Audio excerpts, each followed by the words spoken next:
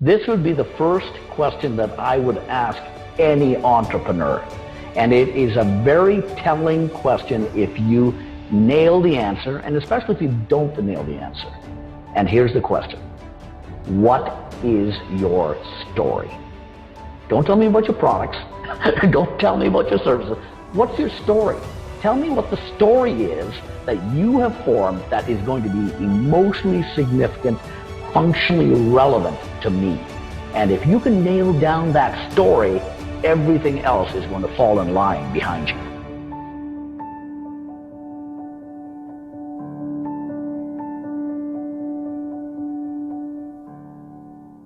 Welcome to the Secrets of Success podcast. I'm your host, Dr. Ken Keis.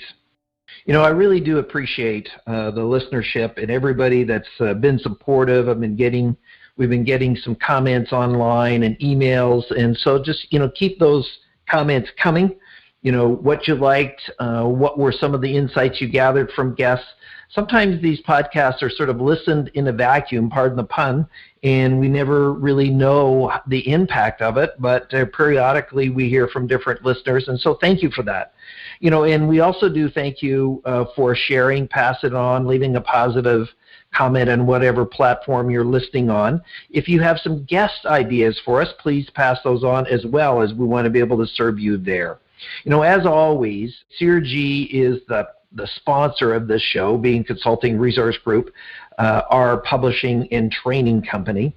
And part of what we talk about today with Kurian Tharakan. So, interesting name, and with my dyslexia, I'm just saying it carefully, and he's written a book that's really talking about story and the importance of really having an articulate story so that people can kind of buy into what's going on, not from a self-centered point of view, but from a self-honoring, but also a service. How does what I'm doing in my story really impact you in a positive way? So Kurian does an amazing job of just sort of articulating that, talking about the 7 sort of essential pieces of a successful story in, personally, professionally, as a leader, as a company, and how that all applies to us. And of course, all his contact information is in the show notes. So my really challenge to you, if you already haven't done so, is have you clarified what your story is and who you are? Because one of the steps in a story is, do you know what you believe in? And so one of our online courses and assessments is the Values Preference Indicator. It's our second most popular tool that we have after the Personal Style Indicator. And if you haven't taken that, my encouragement is to consider that. If you know somebody who's really struggling with clarity and they really want to take their life to the next level, that they know that they know that they know, and they have this sort of certainty, and they want to make the right decision every time, then our encouragement is that they either take the Values Preference Indicator or even take the full e-course, which is What Do You Really Value? So thank you again for being a Secrets of Success listener or subscriber. And here's our show with Kurian Tharakan.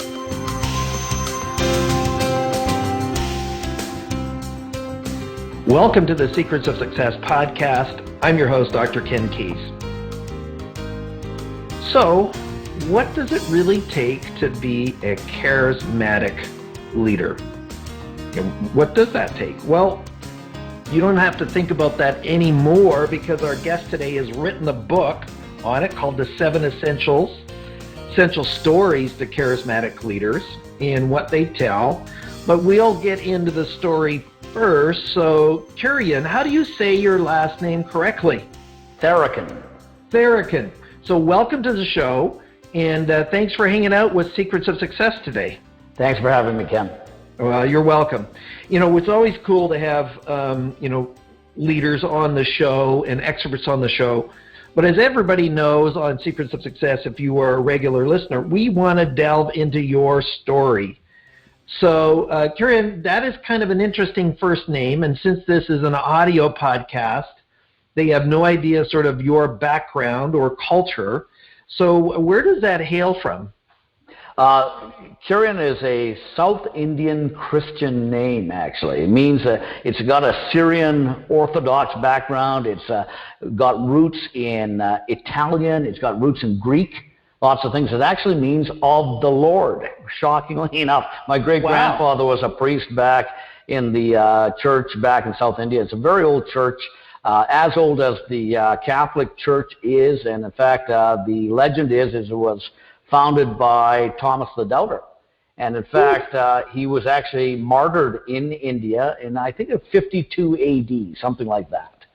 52 AD? Yes. Oh, hey, that's not like 1500 AD. Sorry. You said 52. I did say 52 AD, yeah. So when the disciples, all went out into the world, he came to India. And he founded, and the legend goes that he founded the churches there, right? And that eventually he was martyred there. And that was in the 50s, 50 AD. Whew. Man, do you have a heritage that's rich? Greek, Roman, Syrian? Yeah. Like, what don't you have? Man, all of those things. Man, aren't we honored? Okay, so that's awesome. I appreciate that story. That's cool. So now, were you born in Canada, or did you come with your family, or what's the story there? So I'm 57 years old. So I came to Canada in 1968. And so I was 5 years old at that point in time with my family. We moved from India. We were in a number of different places in India. My dad was an X-ray technician, and my mom was a medical secretary. We moved from India to London, England, and straight from London, England, 6 months later, to Ponoka, Alberta, which is a little town. I know that place. Do you really? I know that place, unfortunately. No, I'm kidding. So what caused your parents to want to go from London? Because I know there was a lot of people of Asian sort of descent that were in that region. So what caused them to want to come to Canada? Well, the Canadian government was recruiting all sorts of medical professionals at that time, late 60s. And so they had their choice. My dad had his choice of going almost anywhere in Canada that he wanted. He chose Alberta because one of the slogans for Alberta at that time was sunny Alberta. And of course, you're in the middle of London, England. You're not really clear what that means in the middle of January, right? But that's how he chose Alberta. And then there's a little town south of Edmonton, 60 miles south, called Ponoka, and he ended up there in the middle of Stampede weekend, 1 July in 1968. Well, he moved during the summer. He didn't move in February, and I went to school in Alberta, so this is sort of how I have some knowledge in Olds College, which is an agricultural college. And so I know what it's like to be minus 50 for a couple of days. That would have been a shock to your system, I'm sure. I'm sure it was a shock to his system. As a kid, I'm probably, hey, this is just life, this is the way it is. Hello, snow. Hey, this is cool. I can build some snowmen. And probably couldn't have done that in very many places in the UK, though it would have been rainy for sure. It would have been rainy for sure. So welcome to Alberta and your family getting settled in, south of Edmonton. What happened kind of after that for you? Well, I went to grades 1 through 12 there, came up to university, and I never really left Edmonton. My sisters both moved to the U.S. One of them, they're both teachers. One's a principal of a school down in just north of D.C., and the other one is in New York. But, I just stuck around in Edmonton, and my entire career was here, either in marketing or sales or a variety of those kinds of, communication-related activities. And the book I wrote is a direct result of those kinds of learnings that I've had over the last 35 years. Cool. So when you went to university, what did you take? I took a business. So I went to the School of Business here at the University of Alberta, and I majored in marketing at that time. But I think, I will tell you that I've probably learned more about marketing in the last 5 years than in the previous 35. And because it's a very rapidly changing field, some of the principles are still very fundamental, of course, right? But the way you apply those principles, those strategies are very different as the landscape of internet and digital technologies change. Now, I'm a host that likes to probe a little bit.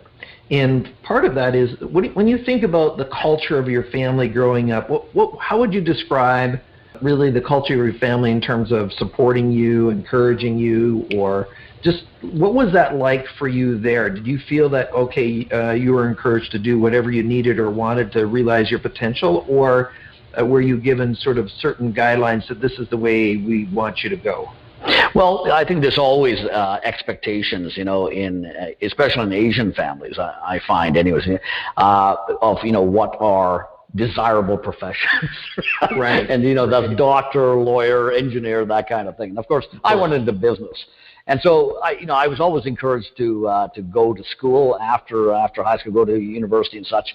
But, the path I took as a marketing professional certainly wasn't part of the prescribed career paths that most Asian families would have. How did they react to your entrepreneurial independence?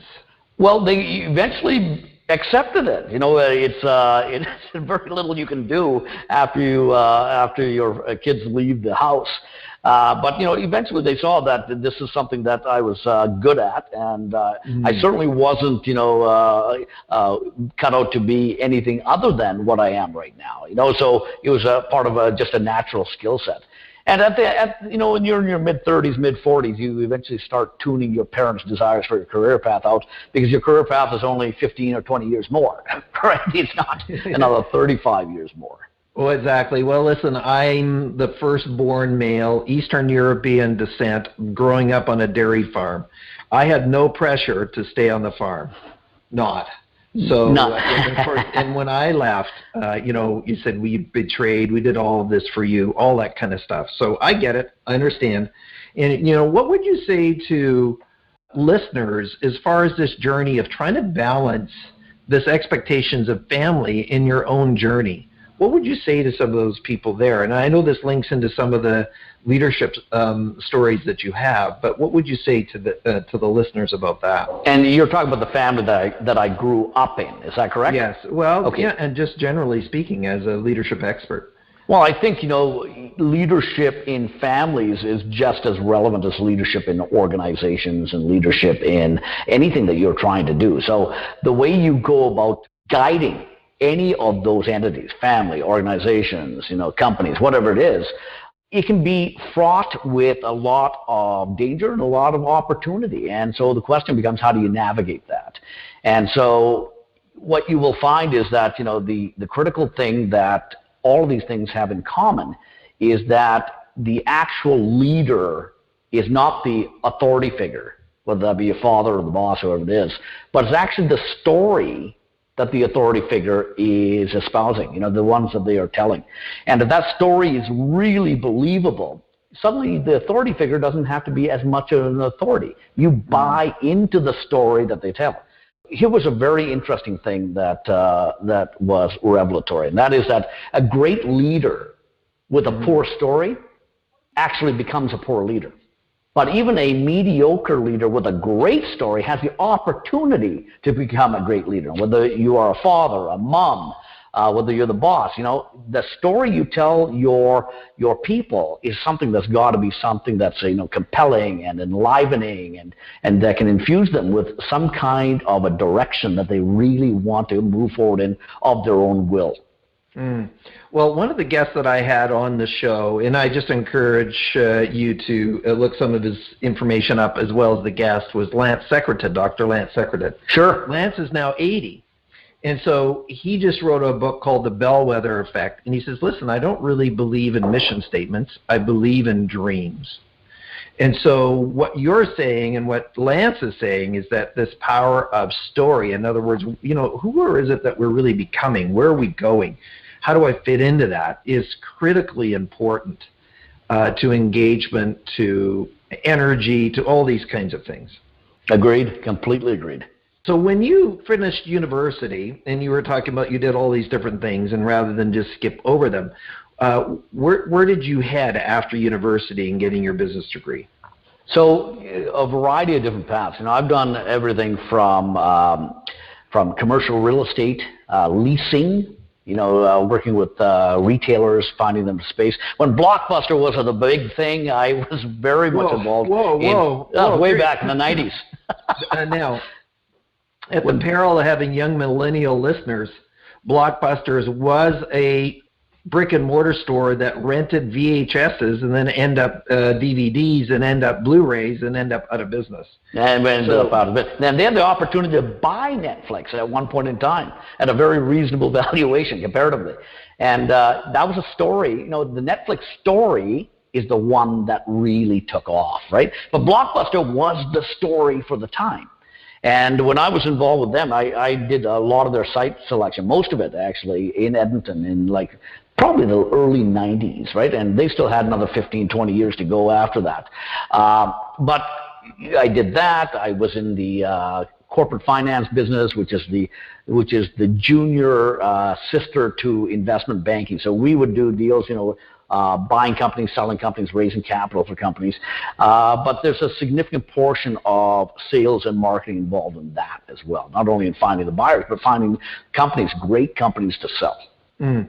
When you think about your career path, what were some of the trigger points that moved you on? So you're doing commercial real estate and you're finding spots for Blockbuster, and then all of a sudden you're doing this corporate financing piece. How did that transition occur? Well, I have a line in the book, and it's I wonder if I can remember it verbatim. It's in the chapter about religion, and every organization has a religion. That doesn't mean you're worshiping a deity in a company itself. You know, you certainly shouldn't be worshiping the boss. What organizations, the people organizations do worship is the values and the belief systems of that organization. And the line that I have in the end, concluding the insight and application section, is if you've ever left an organization in anger, that company has probably violated one or more of the values you thought you were buying into when you first joined them. And if you stay with the company and you are still in love with the company, you are in love with that company's religion, which is that values and belief systems. You know, the things that they hold sacred, that they revere. And so anytime that I've moved on, it's because I thought there was probably a better story to pursue, or something was violated. But you know, at some point in time, I remember a great line from Tony Robbins, and it is this: the only time you're ever unhappy in your life is when you are not growing. And so if you're not growing, you know, then things start, especially if you start sliding back, you're probably going to want to start looking for new ways to expand. And that's what ended up happening to me more than once. Yeah, for sure. I guess some people would say, you know, what you're talking about as values is also an underpinning around the word culture in what the company stands for in that way. Yeah, and the core of culture is values. The core of culture is values, and then it goes from there. And then you have various pillars of that culture. In the book, the first half of the book is all about culture, defining the culture, the pillars of that culture, the engines of that culture. And then the last part of the book, and these are two totally standalone sections. The second portion is all about the stories that you infuse into that culture. And ultimately, culture is the operating system. It is the always-on operating system that guides behavior, even when there's no one around to punish or reward that behavior. So people do the right thing because the culture is so infused in their minds, if that's actually taken hold. Mm. Now, I'm just going to back up a second, and of course, I kind of move back and forth through the flow here. Where did you kind of go after this investment or this banking side of things? After the investment bank side, I actually ran the sales and marketing teams of a enterprise class software company here in Edmonton, and we had some very large clients. Some of our biggest clients were Microsoft and Citigroup and such, but we had lots of small clients as well. You know, 20-bed hospitals in Topeka, Kansas, and such. A little company you will never have heard of, but we created some very specialized software that was the number one type of software in its class. It's a security software for physical security premises and people that patrol that. Not patrol that enforce the security. Cool. And then where did you go after that? Then I started off in the consulting business. And I went back to consulting. And that was in 2009, and I've been doing this kind of consulting work since then. So I have a little company called Strategy Peak Sales and Marketing Advisors, and we advised, over the years, we've advised hundreds upon hundreds of startup entrepreneurs on how to get into their markets, scale in their markets, refine their stories, sharpen their value propositions, and hopefully build a lasting enterprise. And that's always been fun. Entrepreneurs are a very intriguing breed of people. And you know, they often are in business as a result of a blind leap forward, right? So sometimes the structure may not be fully formed around them. And so there's always an opportunity to create something that's a little bit more stable. What was driving your motivation to be in and get into the consulting space? It was just a lot of fun. You know, beyond the fact that everybody needs to have something to occupy their time and create a buck, this particular type of work, it allowed me to meet all sorts of new, very cool companies, technologies. I'm actually an executive in residence at one of the incubators in town that's associated with the university. So some very cool technology that comes out of that space. And more often than not, you have a deep expertise in the science behind the products, but not as much in the actual structure of a company that needs to be formed to take that product to market and then scale it as an enterprise. Well, thank you for your contribution in helping entrepreneurs to go forward. Now, you made a comment that I just let slip by about, you said entrepreneurs are an interesting group. Was maybe not the exact quote. What do you mean by that? Well, entrepreneurs, from the perspective of, there's no school for entrepreneurship. You don't go, unlike a doctor or an engineer, even if you go and get a business degree, you get a MBA, whatever it is, it does not prepare you fully for the rigors of entrepreneurship, especially when you're bootstrapping. So the kinds of people that we meet are a different breed in the way they think about what's in front of them. You know, there's no prescribed no prescribed plan. An entrepreneur, even in the same industry as an entrepreneur that has gone before them and created something successful, has to recut that path through that bamboo forest for themselves. It's regrown behind the first entrepreneur. You know, that path is gone. So what's worked for somebody already is not something that will necessarily work for you. Unlike the doctor who can see how a surgery was performed and then recreate that same process. In fact, that's probably a good idea, right? Engineers, same kind of thing. Entrepreneurship, no, not at all. You have to create it from scratch for yourself each time, because your culture, your lens, which is culture again, the way you think about things is going to be very different. Your resources are going to be different. Your market opportunities are going to be very different. So the plan has to be unique to you. And there are some principles, obviously, that apply, but it's still, it's almost like a snowflake, where it's still a snowflake, but each single one is completely unique and different, and all the dynamics that play into it. So appreciate that. So that being said, and then we'll just kind of mix our conversation between your, I'll call it your consulting expertise and experiences in your book. What are some of the, you know, so our listeners are, from what we can tell, you just never know who's listening. I mean, I got a note from somebody the other day in Australia, said, thank you very much, listened to it, it was really appreciated. So you never know who's really, really listening to your podcast. But that being said, we know they're leaders, business owners, people and professional developers. That being said, what are some of the insights that you have learned that our listeners can apply in if they're in any kind of business or any kind of leadership? And let's just kind of start with some of the things that come to mind to you. And if they want to be part of the 7 essentials, that's fine. Or if something different, that's okay. So what would you share with the audience today that would be helpful for them that they can take and apply and go forward with? Well, if I were to give somebody one piece of advice, and only one piece of advice, it would be this. The only thing that somebody buys from you, therefore the only thing that you should be selling, is the big idea. Now let me unravel that. The big idea is a way to solve that customer's pain or get them to gain. So you have to have a deep understanding of that customer. So then the big idea is something that can solve that pain gain point. From that big idea, you create a series of value propositions that are very specific to getting them out of pain, getting them to gain, a set of key messages that summarize what those value propositions are and what the big idea is all about. And then finally, and this is the big one, you wrap it all up into a set of stories. Because stories are very memorable. They're very transferable, very communicable. And so if you have a great big idea that is wrapped up in a scintillating story, that is the only thing somebody buys from you. And here's the trick.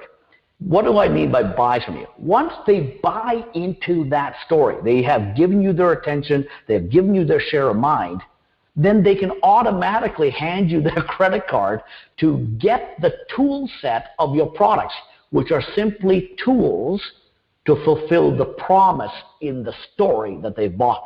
So unless they can buy into your story, they can't or won't buy into anything else. So if there's one thing you've got to create, is a great story. And that is the thing that you sell before anything else. Mm.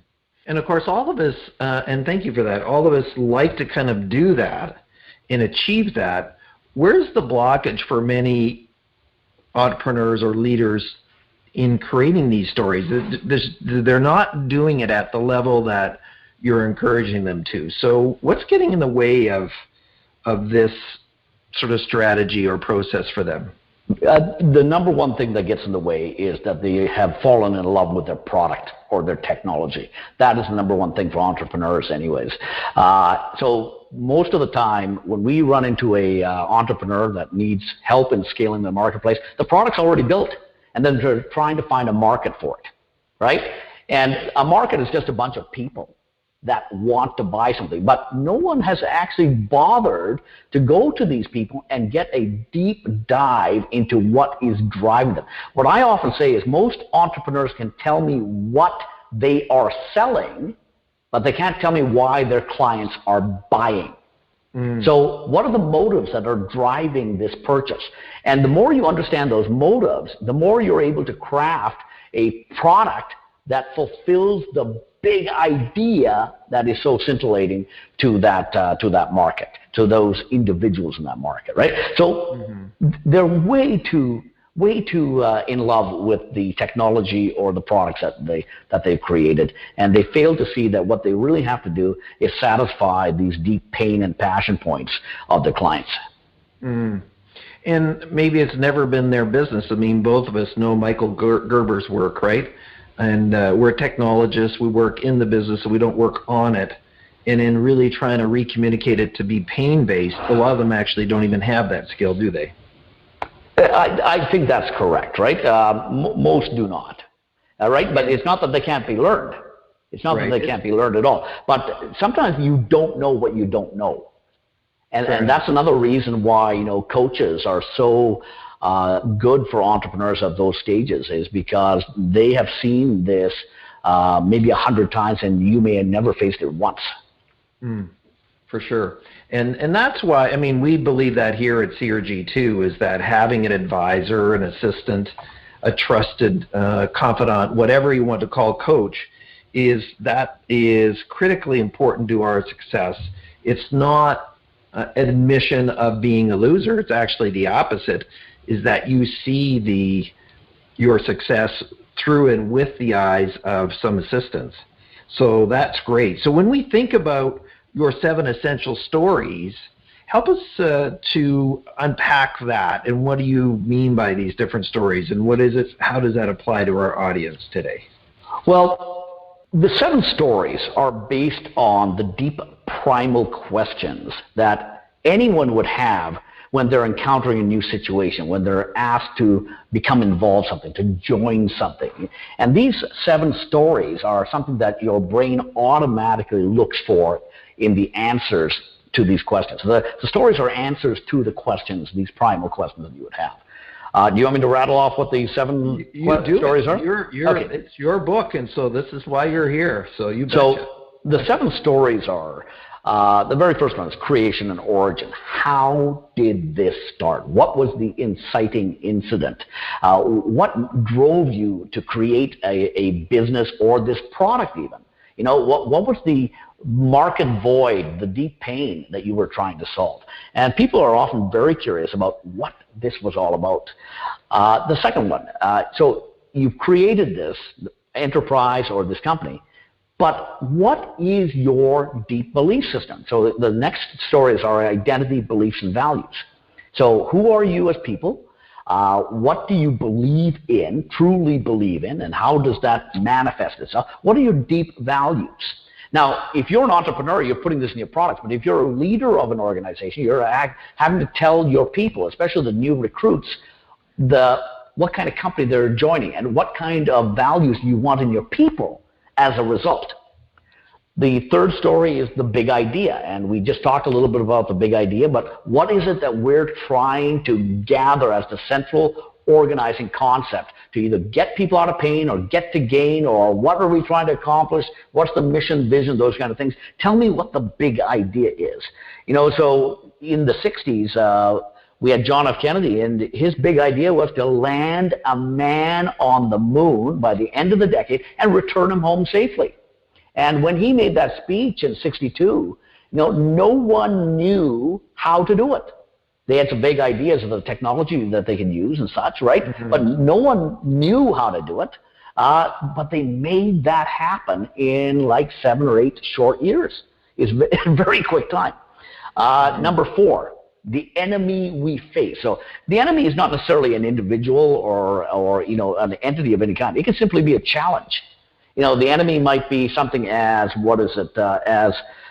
evil of some kind, all of its different manifestations, but it can be also something as simple as inefficiency. You know, we are way too wasteful in this organization. We've got to bring that back to some acceptable level or eliminate it altogether. Now, here's the big one. The mighty wins. If you ever want to persuade somebody, this is one of the most powerful stories you can tell. It's the mighty win story. So in every situation, there is a macro trend behind the scenes. Macro trend or trends, plural maybe. And so these macro trends, they don't care whether you believe in them or not. They are going to come into your life, and they're going to create winners and losers as a result. So you might as well understand the macro trend and get on the winning side. So I'll give you an example. Back in the 1950s and the 1960s, 2 credit card companies were formed, right? Visa in the 50s, late 60s with MasterCard. And the ensuing 60 years has been the macro trend of cash to plastic.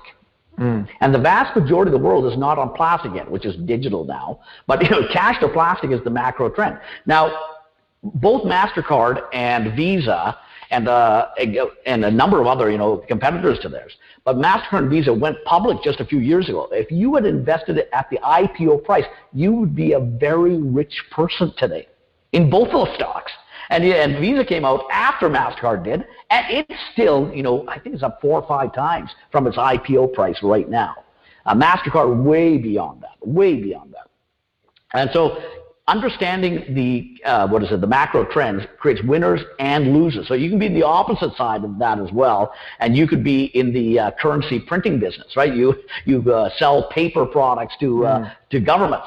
Well, I think that might be on the way out, that particular industry, over the next 50, 60 years. And well, if you even think about the music industry and how that has changed now, vinyl records has come back, and of course use it, but you're never going to see the 8-track player again. And probably both old enough to have used it, and as well as the cassette player. And of course, there are some people listening who said, "What the heck is that?" Because they might have heard of CDs, but now, forget it. It's just not even going to happen. There's not even a CD player in most computers you buy. Yeah, in fact, and that's just it. In fact, the technology keeps moving forward, right? And again, it completely doesn't care whether you believe in it or not. It simply is going to create that wake of either creation or destruction. And you got to be on. You got to choose the side that you're going to be on. Well, it's interesting. We think about our own business as a producer of psychological tools and assessments. And when I bought CRG 20 years ago, everything was only in print. Yeah. And then not that long ago, just 2 years ago, we had a lot of our support materials on CD-ROMs or DVDs that people would get. Those are all gone already. Just like in 24 months, I had to totally transform into downloadable products for everything. So that is just a trend that just, woof, here we go. And of course, now that people are into this online world, sort of forced consumption or transition, now we have this whole transition from, okay, I don't need to have an in-person coffee. I can just get on some kind of online platform and meet with you. And, of course, that's what we're doing here. I'm in Vancouver. You're in Edmonton. And here goes this interview. This wasn't even really possible 20 years ago. Exactly, yeah. And you're on the right side of it.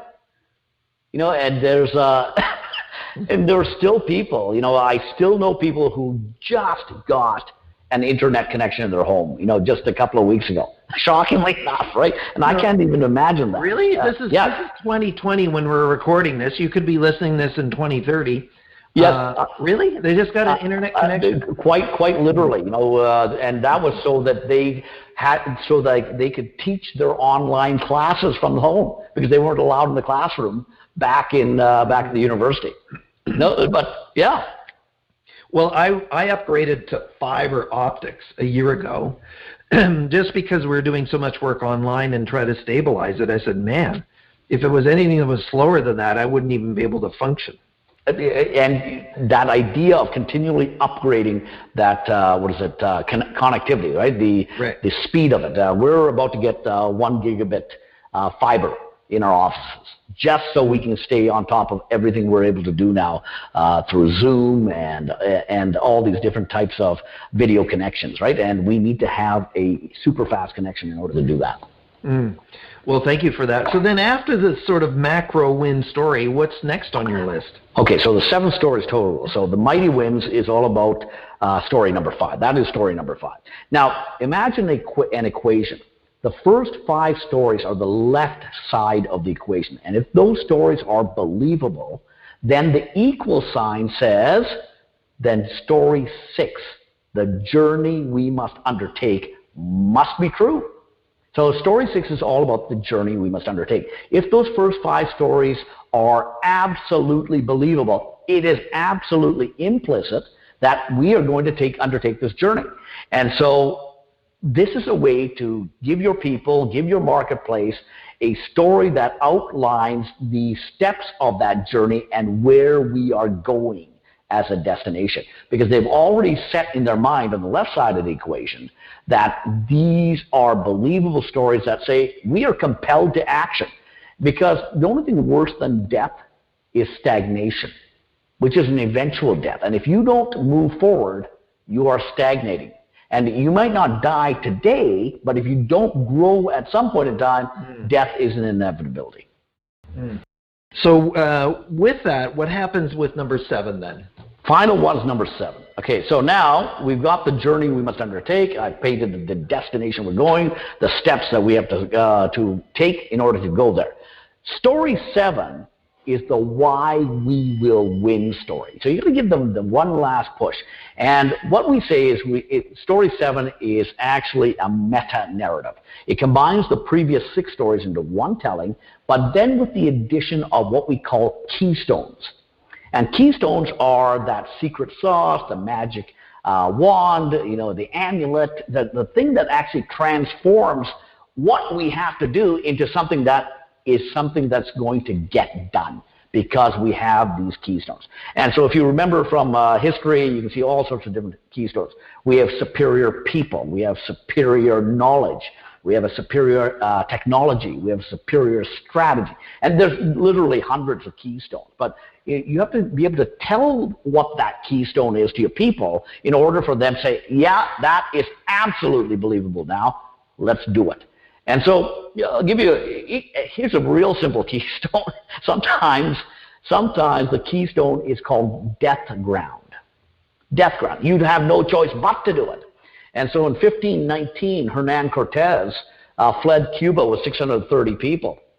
And behind him was the governor of Cuba threatening, sending a ships after them to bring them back to stand trial for mutiny, which wouldn't have ended well for any of them. But in front of them was the entire Aztec Empire. A lot of people, certainly more than 630, a few million people of Aztecs, right? Fearsome tribe that was standing in their way, and that's what they were trying to conquer. Well, in 1519, they landed in Veracruz. So that's when Cortez actually landed in Mexico. By 1521, 2 years later, Cortez's men and their allied Indian forces had control over the entire Aztec Empire. And that was because of this death ground story. Right? They had no choice but to do it. And of course, there's a lot of other things that helped it along the way, including bringing all sorts of European diseases, to help decimate the Aztec peoples and such. But the courage to move forward was in large part driven by this idea that we have no other choice. Well, there's lots of stories where, you land on an island, you burn the boats, and then you just don't kind of continue on that part. So how do I actually shape and weave this, I'll call it level 7 or strategy 7 story all together? Could you give us another example of that maybe a client that you work with, you don't have to reveal who they are, where that all comes together, or maybe your own business? Well, in the book, there's an example of a story all about alternative meat, alternative agriculture, so lab-grown meat. And the story goes through all these different types of things. A great little story. It's told in about 4 pages. And it's all about, it's fictional, but everybody can see it in the entrepreneurs they meet in the technology space. It's almost an identical story to everybody. And so these 3 kids graduate from university, and there's no job, so they decide to start a consulting firm. And so they start the consulting firm, and they're making money, but boy, is it ever hard. And it wasn't, it was always a constant hamster wheel, and, it is mentally exhausting, spiritually depleting. But along the way, they meet this guy, and this guy had, developed a technique for alternative agriculture in the meat space. And so it was a wild thing. So they had a background in the science that this guy is all about. So they actually helped raise the money. They had contacts in the venture capital space through the consulting business, and they were able to pull together a company around alternative agriculture. So they build the company up, and you could stop there. But what they saw was a much larger mission. It was a social mission. How do you feed a planet of 9 billion people? It's 7 billion today, but how do you feed a planet of 9 billion people? You can't do it with the traditional, factory farming methods. There's a lot of counter macro trends to it. There's everything from PETA, people for the ethical treatment of animals, saying factory farming is, unethical, immoral, people don't want to eat livestock, the factory raised animals as much as they perhaps once did, if they did ever. And so there's all sorts of these different things that are macro forces for and against that particular, the old industry. And so the kids keep going, and they pull this together, and they're able to create great technology simply by advancing the venture capital funds into more and more of the science behind how to make the scientists' technology better, right? And they create a great little company out of it. But the real thing with this is that those 7 stories are all wrapped up in culture. And the culture is all about, this is what we believe in, and this is what we are going to do from a social perspective, from a public good perspective. And this is what we are going to create as a result of it. So it's going to be good for us, good for the planet, good for the people, right? Good for our employees, good for our shareholders. And we tell it into a nice little tight story of 4 pages. And that's what allows people to say, I'm intrigued. This sounds like something I want to find more about. Tell me more. Tell me how I can get involved. And whether that means you're an investor or you're an employee or whatever it is, that story is the first thing you buy into. Well, we even know that, as a professional speaker for 32 years, is we know that story matters in any kind of presentation. Story is more memorable, story can be recalled better, and if story is linked into the principles, then that's way better than just kind of yadding a bunch of data to the person. Absolutely correct. Humans are programmed to remember story. They have a really tough time remembering facts. They have very little problem remembering stories. And if you think about how you would relate your life to anybody, it's not going to be a bunch of facts. It's going to be about the stories you've lived.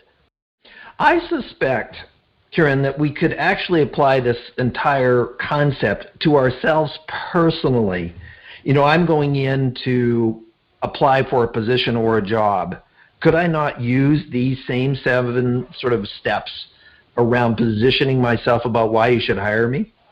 Absolutely. In fact, those 7 stories, again, are primal. They are primal, right? So for the past 200,000 years, and now the first proto-languages that we spoke to each other, about 200,000 years old now. And since we started gathering around fires, it's all about telling stories. So if you're going to actually tell a story, you can tell a story about anything. It can be about any potential concept in front of you. It doesn't matter what it is. It's not just about leadership. It could be about why your kid should go to bed. And there's a little story there, right? And stories are going to be much more digestible and memorable than get to bed. One's a command, the other one has meaning behind it. Well, it's interesting. I mean, one of the things that we've framed in our Secrets of Success podcast is we want to have, a good chunk of every show or position or part of it as part of your story, your journey. How did you get here? So that people can have some kind of identification with that. So if you can believe it, we only have a few minutes left. I mean, we started to gain momentum and your story started to unfold in front of us, or at least in our ears, whatever format people are listening in. So before we kind of get into some wrapping up comments, how can people get a hold of you, and what is your contact information so that people can look at it? We'll put it in the show notes, of course, as well. Sure. My website is strategypeak.com. So strategypeak as in mountainpeak.com. And if you come to the site, you can actually download a free chapter of free few chapters of the book. But we're also doing a book giveaway as well. And I think, in fact, here's the URL, strategypeak.com/SOS. And for the first 5 people that register on that particular landing page, we're going to send them a free copy of the book. Okay, so people, did you hear what he just said? He said if you go to strategypeak.com/SOS, then you are going to get a free copy, version obviously, of the book, The 7 Essential Stories of Charismatic Leaders, or The 7 Essential Stories Charismatic Leaders Tell. So I have to get the tense right. And so go take action if you're one of the first ones to listen, and boom, put your stuff in there and be able to get that book. So thank you very much for doing that for us. When we kind of wrapping up this show in trying to bring this into a bow, what would be sort of your final 2 or 3 pieces of wisdom? You've done some consulting, you're doing some work, you've written this book, that you would just share to our listeners to say, beyond what you've already shared around these 7 sort of essential stories, as considered as wisdom that you have gathered and captured working with all these clients, to say, here are some things to consider and think about going forward so that you can realize your potential. I think this idea that if you're going to realize your own potential, you're going to help other people realize their potential. It's a very collaborative process that way. It's a synergistic process, right? Otherwise, you're just taking. And people usually, stop people from taking too long. So it's got to be reciprocal. So if you're going to help each other out, you're going to get what you want by helping other people get what they want. You have to remember that the only thing that you have to offer at the very beginning is a story. It's a compelling story. It's a scintillating story. It's a story that has meaning for that other individual. And that other individual could be marketplaces, or it could be your employees, or whoever it is. But it's got to be a story that is fraught with meaning that is important, that's significant to them. So if you're going to work on anything, and it doesn't matter what you are trying to accomplish, it just doesn't. You have to nail down that compelling story that is meaningful and relevant, emotionally significant to that other party. And if you don't do that, you're going to have a very steep uphill climb. When you do that, when you give them that compelling story, they're going to jump into your boat, and you're both going to sail into that future together. I think one of the things you're really sharing is the opposite of being self-centered is when you give and support and really reach out to serve and help other people, it will come back to you. Exactly. So what would be your final comment to the audience, the Secrets of Success audience today, Kurian? The final thing is this. This would be the first question that I would ask any entrepreneur.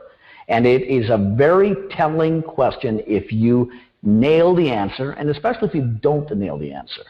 And here's the question. What is your story? Don't tell me about your products. Don't tell me about your services. What's your story? Tell me what the story is that you have formed that is going to be emotionally significant, functionally relevant to me. And if you can nail down that story, everything else is going to fall in line behind you. Well, I couldn't agree more about the story and just really shaping it in a place that is focused on the needs of others, not your own self-centeredness. And, where'd our time go? All of a sudden, just boom, 45 minutes later, here we are. Thank you for hanging out with us today. Thank you, Ken. I really appreciate you having me on. Do stay on the line. So go to a site, strategypeak.com. The book is The 7 Essential Stories Charismatic Leaders Tell. So go online, get it. And remember, for the first 5 of you, you're going to get a free copy of his book. It's strategypeak.com/SOS. So the question is for you is, what is your story? But also, how is that story shaped and woven to serve others? Not from a self-centered point of view, but ability to be able to serve and help others. And if we do that, it is going to come back to you. So we certainly thank Kurian helping us with that understanding today. So as always, we thank you for being a Secrets of Success listener. If you like what we're doing, pass it on, share it, leave a positive comment in whatever platform you're listening on. Thank you for listening to Secrets of Success. I'm your host, Dr. Ken Keis. Thanks for exploring the secrets of success with us. If you want to keep the momentum going, log on to crgleader.com. Scroll to the bottom and sign up for our inspirational emails. You can also take your success to the next level by following us on Facebook and Twitter and connecting with Ken on LinkedIn. We hope you have a great week and look forward to you joining us next time for the Secrets of Success podcast with Dr. Ken Keis.